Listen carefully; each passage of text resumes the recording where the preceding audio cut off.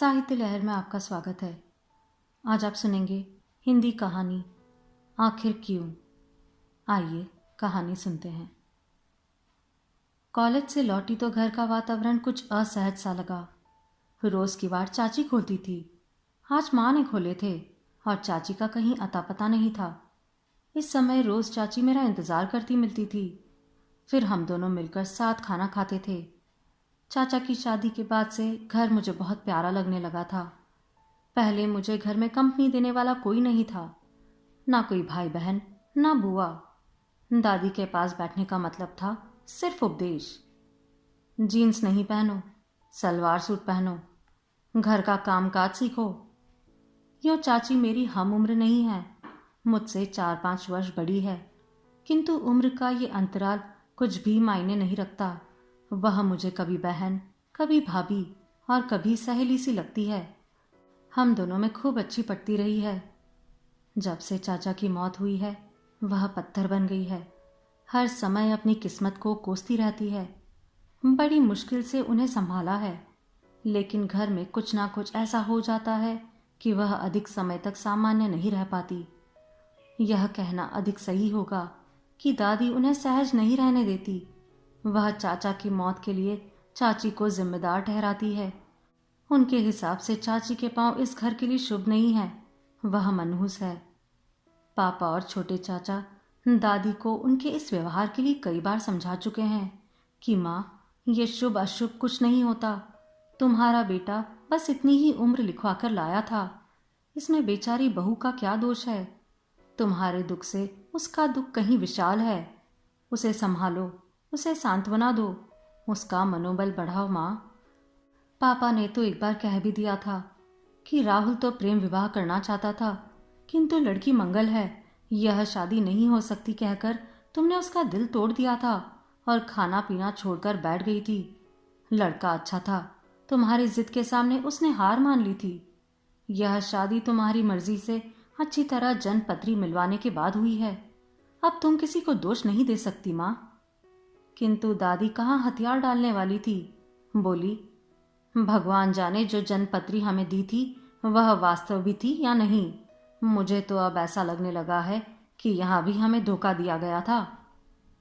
पापा ज्यादा बहस नहीं कर पाए, खिंचकर बोले, माँ, बहस में आपसे कोई नहीं जीत सकता, जो मन में आए करो। मैं यह सब सुनती रही थी और मन ही मन उबलती रहती थी, किंतु कुछ कहने का साहस नहीं जुटा पाती थी। चाचा को अपनी इच्छा के विरुद्ध यह शादी करनी पड़ी थी, परंतु उनका उत्साह कहीं खो सा गया था। शायद इसलिए वह कहीं हनीमून पर भी नहीं गए थे। चाची से उनका व्यवहार कैसा था यह तो मैं नहीं जानती। चाचा बैंक में थे। उनकी मौत के बाद बैंक में चाची को नौकरी देने की बात उठी तो दादी ने कहा, बैंक में बात करके देखो कि यह नौकरी मृतक की पत्नी की जगह उसके भाई को दी जा सकती है क्या। बसंत कब से नौकरी के लिए कोशिश कर रहा है, किंतु सफलता नहीं मिल रही। इतने दिनों से खामोश चाची ने पहली बार मुंह खोला था। नहीं मम्मी जी, यह नौकरी तो मैं लेकर रहूंगी, यही मेरे जीने का सहारा होगी। घर के सब अन्य सदस्यों ने भी चाची की हाँ में हाँ मिलाई थी। तब से दादी चाची से और अधिक नाराज रहने लगी थी। आज भी जरूर कुछ हुआ है। मुझे घर में आए इतनी देर हो चुकी है, परंतु अभी तक चाची का कहीं पता नहीं है। जरूर वह अपने कमरे में बैठकर रो रही होगी। मेरा अनुमान सही निकला, वह अपने कमरे में थी। उनकी आंखें रोते रोते सूज गई थी। मुझे देखते ही वह मुझसे लिपट कर रोने लगी। दीपा, मैं क्या करूं, कहाँ जाऊं, अब जिया नहीं जाता। माँ बाप है नहीं, भाई भाभी मेरी शादी करके विदेश चले गए थे और मेरे इस दुख की घड़ी में भी नहीं आ पाए थे। जरूर उनकी कुछ मजबूरी रही होगी। इसका मतलब यह तो नहीं कि वह मुझसे प्यार नहीं करते, वैसे वह आकर भी क्या कर लेते। अपने दुख तो मुझे खुद ही सहन करने होंगे। बैंक की यह नौकरी भी मैंने इसीलिए करना चाही थी ताकि व्यस्त रह सकूं और किसी पर बोझ ना बनूं। मैं घर में कुछ दिन और रही तो लगता है पागल हो जाऊंगी या कुछ कर बैठूंगी, लेकिन मम्मी जी तो मुझे रुलाने का कोई ना कोई बहाना ढूंढती रहती है। अब ज्यादा परेशान करेगी तो मैं यह घर छोड़कर चली जाऊंगी। मुझे दादी पर बहुत गुस्सा आ रहा था।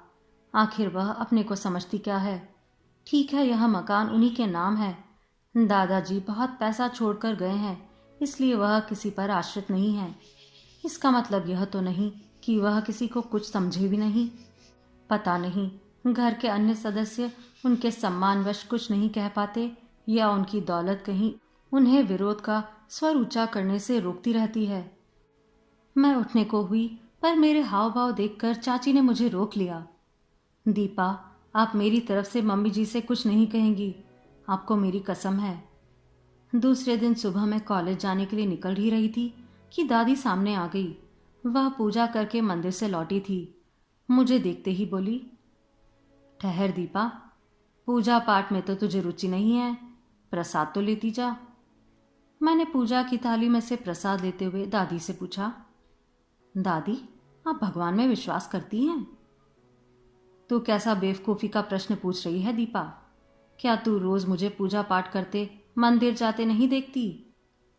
हाँ, वो सब तो देखती हूँ, फिर भी पूछ रही हूँ। सुना है जीवन मृत्यु भगवान के हाथ में है। भगवान की बिना इच्छा के संसार में कुछ भी नहीं हो सकता। तूने बिल्कुल ठीक सुना है बिटिया, बिना भगवान की इच्छा के तो पत्ता भी नहीं हिलता। लेकिन दादी, जीवन और मृत्यु तो अब पूरी तरह भगवान के हाथ में नहीं है। सही समय पर डॉक्टर की मदद मिल जाए तो कितने ही लोगों को नया जीवन मिल जाता है, और यदि कोई अपनी ही जान लेना चाहे तो उसे कौन रोक सकता है? नहीं बेटा, यह सब मानव का भ्रम है। सच पूछो तो उसके हाथ में कुछ भी नहीं है, बस परिस्थिति वैसी बन जाती है। किसको कितना जीना है सब पहले से निश्चित होता है। दादी, आप तो बहुत ज्ञानी हैं। मुझे बस एक बात बताइए, जब जीवन मृत्यु पर मानव का वश नहीं है, फिर सब चाचा की मौत के लिए चाची को क्यों दोषी मानते हैं? जिस ट्रक ने चाचा को टक्कर मारी थी वह चाची तो चला नहीं रही थी, फिर चाची को अशुभ कहकर उनका तिरस्कार क्यों किया जाता है? चाची का नाम आते ही दादी के चेहरे पर एकदम से कठोरता के भाव आ गए थे। तो इतनी लंबी चौड़ी भूमिका तो अपनी चाची के लिए बांध रही थी।